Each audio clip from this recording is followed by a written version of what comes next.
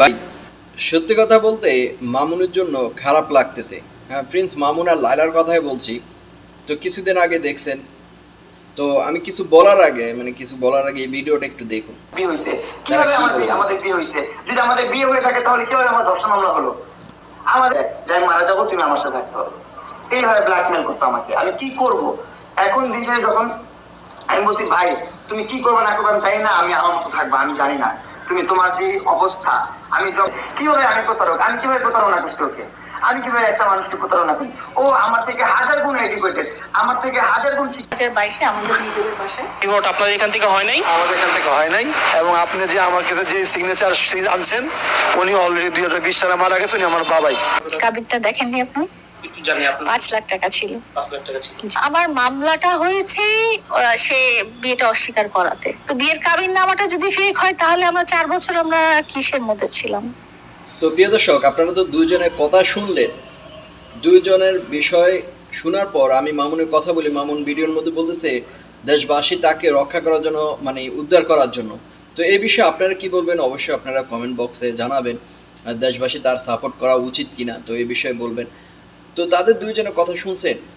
মামুন বলতেছে সে বিয়ে করেনি, সে সিঙ্গেল। তাহলে তারা একসাথে থাকছে কিভাবে প্রশ্ন ওঠে।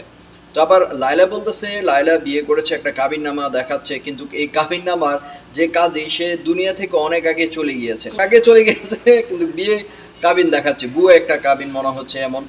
তো সাংবাদিকেরা যে কল্পনা তুলে ধরেছেন। তো এখন আমি বলবো যে তারা দুইজন যেভাবে মানে পরিস্থিতির সামাজিক যোগাযোগ মাধ্যমে এসে কথাবার্তা বলতেছে। তো ইতিমধ্যে লায়লা বলতেছে তাকে আমি ডিভোর্স, হ্যাঁ ছেড়ে দেন ভাই, ছাড়াছাড়ি একটা বয়স। মামুন বলতেছে আমার মায়ের চেয়েও বয়স তার বেশি, আমি তার ফাঁদে পড়েছি, আমি ভাবতে পারি না, আমার অল্প বয়স ছিল, আমি তখন তাকে বিশ্বাস করে আমি বুঝতে পারিনি তার আগে দুটা বিয়ে হয়েছে, বাচ্চাও আছে দুইটা। সে আমাকে বলছে যে কাজিনের এখন আন্টির মেয়ে, এই ধরনের কথা বলছে। তো সে আমাকে প্রথমে বলছে আমার ঢাকা আসার পরে যে আমার বাসায় থাকার মানে কোথাও জায়গা নেই, সে আমাকে অফার দেয়, তো আমি অফারটা গ্রহণ করি, তার বাসায় থাকি। মামুন তখন বলেছে যে মানে ভাবছে যে আহারে পাই তো গেছি, পাওয়ার মতো তো পাই গেছি জিনিস, তো একটা থাকি আর কি। তো এই থাকা যে তার গলার মধ্যে যাই বাজবে সে বুঝতে পারে নাই। তো এখন সে দেশবাসীর কাছে মানে উদ্ধার হওয়ার জন্য চাচ্ছে যে লায়লা থেকে সে অন্য কথার লাইফ একটা সেটেল, মানে নিজের লাইফটা নিয়ে সে বিন্দাসভাবে এখানে সেখানে ঘুরতে পারে না, কারোর সাথে কথা বলতে পারে না, থাকতে পারে না, এইসব বিষয় নিয়ে তো সামাজিক যোগাযোগ মাধ্যমে দেখতে পেয়েছে। তো অনেকে বলতেছে মামুনকে দেশের বাইরে চলে যাওয়ার জন্য। দেশের বাইরে যাবে কিভাবে, মামলা তো আছে কয়েকটা। লায়লা বলতেছে তাকে আমি মামলার জেলে ভাত খাওয়াই তারপরে তারা ছাড়মু।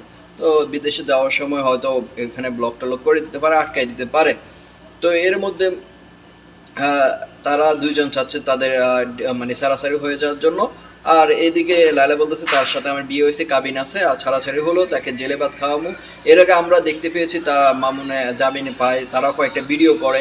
তো ভিডিওর মধ্যে দেখা গিয়েছে লায়লা বলতেছে তার সাথে আমি থাকতে চাই, এইসব বিষয় নিয়ে। তো পরিশেষে একটি কথা বলবো, এর সমাধান হয়তো বা এমনভাবে করুণ পরিণতিভাবে হবে যা আপনারা কখনো কল্পনা করতে পারেন নাই, মানে ভাবতেও পারেন নাই। এমন অবস্থা, এমন ভয়াবহ অবস্থা, মানে এটা শেষ পরিসমাপ্তি হবে আমার মনে হয় আর কি। আপনাদের কি মনে হয়?